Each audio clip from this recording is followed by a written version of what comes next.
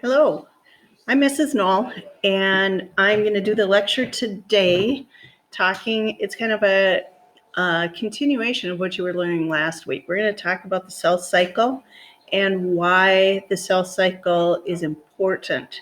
So we went through and talked about last week that the reason that we need to go through mitosis is to replicate cells whenever we need them to divide. So it could be that you had an injury, or it could be that they just plain wear out. I like to say that cells have a shelf life.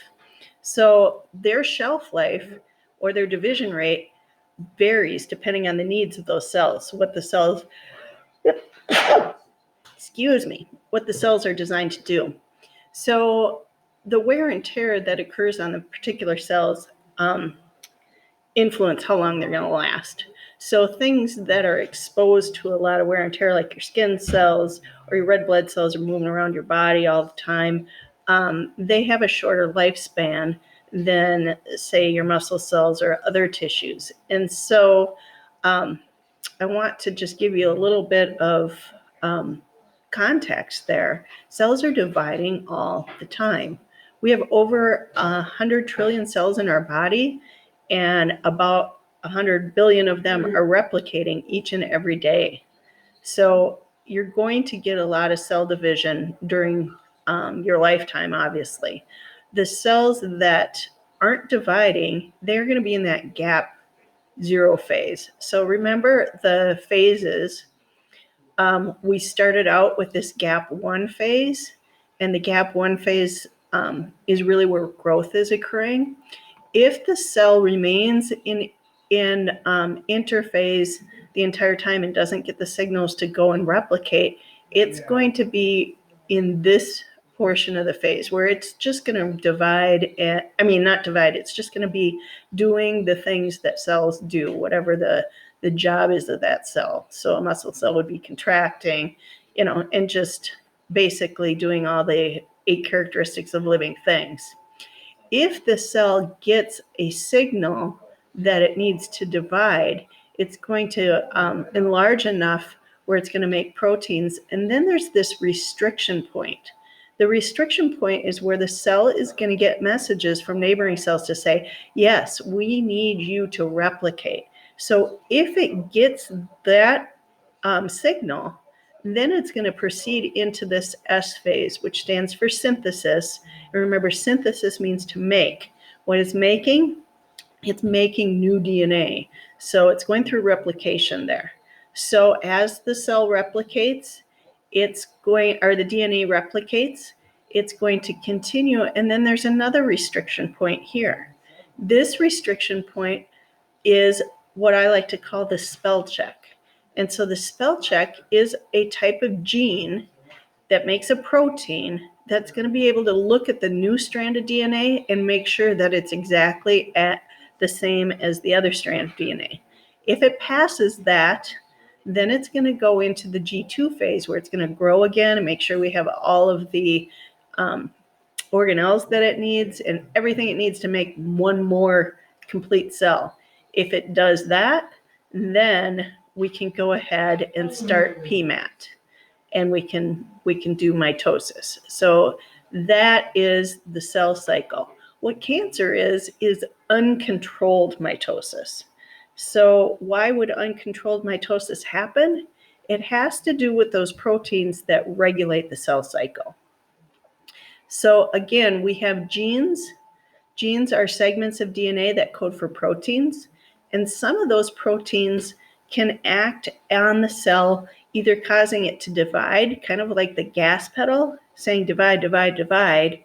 And we have other genes that can act as brake pedals that slow the cell down and may cause the cell to destroy itself if there's something wrong with the DNA in the new cell. So we call those genes that regulate cell division, there are 2 categories. This one, proto-oncogene. Proto means before, onco means cancer. So these are actually normal genes. They're not cancer genes. They're normal. And what they do is they normally cause the cell to grow. If it gets the signals, it will trigger the gas pedal, and it will go through the cell cycle and it will commit to divide. We also have genes that are called tumor suppressor genes. Tumor suppressor genes are normal genes that inhibit growth, and they will tell the cell, no, you better not divide. So if we end up getting mutations in the proteins, in the DNA segment right here, that's going to code for those proteins, then the spell checking, or the gas can go where the gas pedal is going to get stuck instead of it's being shut off by the tumor suppressor genes. So it's kind of a mix. We've got a stop and a go pedal, really telling that cell whether or not it should continue through the cell cycle. The suppressor genes that normally inhibit growth can be thought of as DNA proofreading genes. And so normally, remember the Chargaff rules, A's go with T's, C's go with G's. So when you're going through replication and these new nucleotides are coming in from and matching with the parent cell and coming in as parent strand and coming in as the daughter strand, these need to be complementary. If they're not complementary, we have these repair genes that can come in and fix it. They'll come in and actually change a nucleotide one out for another. But if for some reason there's too much damage where the cell is just not fixable, then we have another mechanism that comes in. So the cells normally obey signals, and that can happen at multiple points in the cell cycle. So this would be a proto-oncogene saying, yep, continue to go. This would be a tumor suppressor gene making proteins that say, nope, you don't divide. And so it's a balance between these at different points in the cycle. If there are irreparable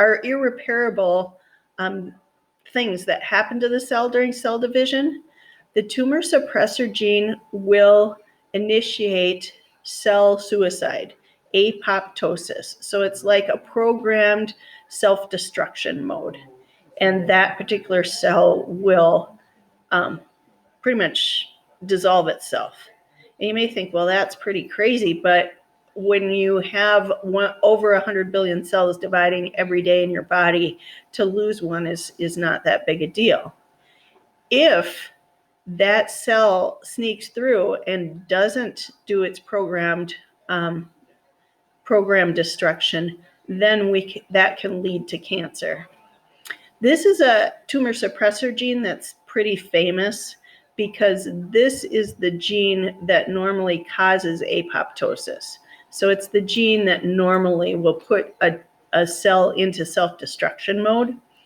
If that gene, if that DNA segment that makes that gene, for some reason is disabled, then we lose that ability. And cells that have mistakes in them will go through and continue to divide. And so, again, cancer is uncontrolled mitosis. So we have these controls, and if they go out, then that can lead to tumors.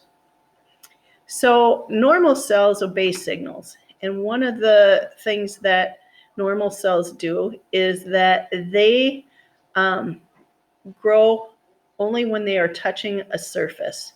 So this is cells from a petri dish that they were just growing. And you'll notice in the first visual, the cells are normal. Some cells get scraped off. If the cells get scraped off, this would be like if you scun your knee. The neighboring cells, if you can see in the third right here, the neighboring cells will start to go through mitosis and divide to fill in the gaps. And then once those gaps are filled, the cell will get signals that say, stop dividing. And then the tissue will just remain the way it is. So that's kind of how cells repair themselves when there's a gap, when there's missing cells. And the same thing would happen if a cell needed to grow. A tissue needed to grow, you'd have more cell division going, but it would still remain controlled in a flat layer. When cells become cancerous, they lose that ability and they start to grow up. And so this is on a growing in a culture. This is normal tissue, and you can see they're flat and they're just growing across the petri dish. But when cells lose their ability to have contact inhibition, then they're going to start to grow upwards. And when they grow upwards like that, they can lose their attachment. And so then they can start to move because they're not going to remain attached here. They're going to grow up. And so here's a picture of what I'm talking about. Normal cells would grow if they're only, or divide only if they're attached to this basement layer. So if this is your skin, this would be below your skin, and then this would be the layer of your skin. And so normal skin will divide. You can see mitosis right there, and you can see mitosis right there. So the cells at the basement layer, this is called the basement membrane, are able to divide, and then they push up. And so the second layer, you don't see any cell division there. And the third layer, you for sure don't. And they just keep pushing up and pushing up and pushing up. So this layer is going to become that layer. This layer is going to become that layer, and so on. What happens in cancer is these cells start dividing in tissue layers where they shouldn't, because they've lost that contact inhibition, where if they're losing the basement membrane, that they are still going to continue to push, to divide, even though they are not touching the basement membrane. So you may have heard, all of us have been touched by cancer, I feel. When I ask during class if anybody knows somebody that has had cancer, virtually everybody knows someone or knows of someone. And the first thing when somebody goes in and they find a tumor, people will ask, well, is it benign or is it malignant? And those terms right away, you may think, oh, which one's the bad one? One of them's good, one of them's bad. Benign means that it has not broken through this basement membrane. And so a benign tumor can be bad depending on where it is, because if you have a tumor that's pressing on something, that can be deadly. But most of the time, benign tumors are treatable because you can go out and just take it out and it hasn't spread anywhere. A malignant tumor, I'm going to move myself over here so you can see this. A malignant tumor is when it breaks through this basement membrane. And why that's bad is because now it can get to the bloodstream. And so you can see these are traveling and they've lost their anchorage dependence. They're no longer saying, well, I have to stay in one place, and off they can go into other tissues. So cell division is uncontrolled in cancer. And in normal cells, it obeys the signals of proto-oncogenes telling it, yes, you need to divide, or tumor suppressor genes telling it, no, you shouldn't divide. And so if it gets past those signals and starts just acting willy-nilly, they can form disorganized clumps, which we call tumor. The reason we say disorganized is because they're growing up and out. Benign tumors remain clustered and they can be removed, but malignant tumors metastasize. Meta means beyond, and so they're breaking away and causing more tumors in distant spots. So here's that basement membrane. Here's your normal cell. Your cancer cells start growing in here. And the reason the cancer cells get bigger and bigger is because they outcompete their neighboring cells for nutrients. And then they're dividing more rapidly. So if they're getting more food and they're dividing more quickly, they're going to outcrowd your normal cells. And then if they get through this basement membrane like they're doing here, then they can travel. So I hope this helped you to connect the cell cycle, with cancer and see how this happens in a person. So it takes more than just one mutation for this to happen. You have to have your proto-oncogenes go out, and you have to have your tumor suppressor genes go out.